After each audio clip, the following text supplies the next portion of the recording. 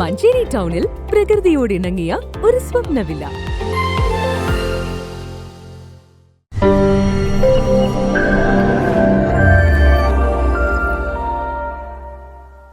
പുരോഗമന കലാസാഹിത്യ സംഘം മഞ്ചേരി മേഖലാ കമ്മിറ്റിയുടെ നേതൃത്വത്തിൽ ആലുവ സർവമത സമ്മേളനത്തിന്റെ 100ാം വാർഷികം ആചരിച്ചു.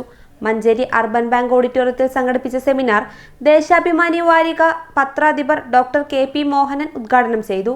ഇന്നത്തെ കാലത്ത് ശ്രീനാരായണ ഗുരുവിന്റെ നേതൃത്വത്തിൽ നടന്ന സർവമത സമ്മേളനത്തിന്റെ പ്രസക്തി ഏറിവരുന്നു എന്ന തിരിച്ചറിവ് കൊണ്ടാണ് പുരോഗമന കലാസാഹിത്യ സംഘത്തിന്റെ നേതൃത്വത്തിൽ സമ്മേളനത്തിന്റെ 100ാം വാർഷികം നടത്തിയത്.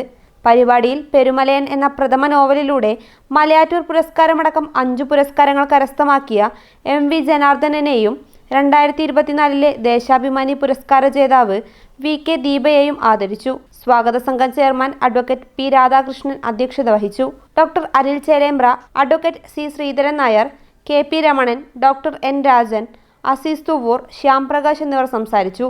മേഖലാ സെക്രട്ടറി മണിലാൽ മുക്കൂട്ടുതറ സ്വാഗതവും EM നാരായണൻ നന്ദിയും പറഞ്ഞു. ബാബു മാണിക്കോത്തിന്റെ നേതൃത്വത്തിൽ കവിതാ ഗാനാലാപനവും നടന്നു. News bureau, Manjeri.